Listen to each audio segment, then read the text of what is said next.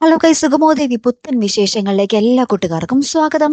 അങ്ങനെ നമ്മൾ കണ്ടിരുന്നു അല്ലെ, നമ്മുടെ തനുജ വന്ന് നമ്മുടെ ചന്ദ്രമതിയെ കൂളായിട്ട് വന്ന് രക്ഷിച്ചെടുത്തുകൊണ്ട് പോകുന്നുണ്ട്. ഇത്ര വലിയ ഗുണ്ടയാണ്, ആനയാണ്, ചക്കയാണെന്നൊക്കെ പറഞ്ഞിട്ട് പോലും നമ്മുടെ ത്യാഗരാജൻ നമ്മുടെ തനുജയുടെ ആ ഒരു ധൈര്യത്തിന് മുന്നിൽ തോക്കൊക്കെ തനിയെ താഴെയിട്ട് തനുജയെ വെടിവെക്കാൻ വേണ്ടി ഇങ്ങനെ തോക്ക് ചൂണ്ടി നിന്നതായിരുന്നു കേട്ടോ നമ്മുടെ ത്യാഗരാജൻ. പക്ഷെ നമ്മുടെ തനുജ പറഞ്ഞു, എൻ്റെ അമ്മ മേരി തോമസ് തന്ന ധൈര്യം എനിക്കുണ്ട്, നിങ്ങൾ വെടിവെച്ചോളൂ, നിങ്ങൾ തന്നെയായിരിക്കും ലാസ്റ്റ് അകത്താകാൻ പോകുന്നത് എന്നൊക്കെ പറഞ്ഞ് നമ്മുടെ തനുജ രണ്ട് ഡയലോഗ് അടിക്കുമ്പോൾ നമ്മുടെ ത്യാഗരാജന്റെ ധൈര്യം അപ്പാടെ ചോർന്നു പോവുകയാട്ടോ. പിന്നീട് നമ്മുടെ തനുജ കൂളായിട്ട് നമ്മുടെ ചന്ദ്രമതിയും കൊണ്ട് അവിടെ നിന്ന് പെട്ടിയും പ്രമാണമൊക്കെ എടുത്ത് അവിടെ നിന്ന് ഇറങ്ങുന്നുണ്ട്.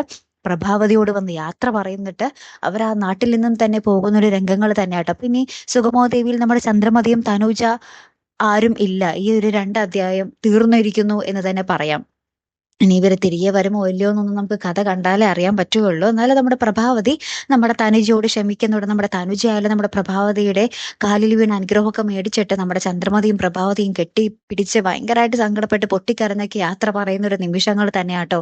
ഇനി പോകും വഴി നമ്മുടെ അരുന്ധതിയുമായിട്ട് നമ്മുടെ തനുജയ്ക്കും ചന്ദ്രമതിക്കും ഏറ്റുമുട്ടേണ്ടി വരുമോ എന്നുള്ളതാണ് വലിയൊരു ചോദ്യം അല്ലെ കൂട്ടുകാരെ. നമ്മുടെ ത്യാഗരാജൻ എന്തായാലും അരുന്ധതി ഈ വിവരം അറിയിക്കും. അപ്പൊ അരുന്ധതി ആണെങ്കിലോ നമ്മുടെ ത്യാഗരാജന്റെ പത്തിരട്ടി ശക്തിയുള്ള ഒരു ഇനം തന്നെയാണ് അല്ലെ കൂട്ടുകാരെ.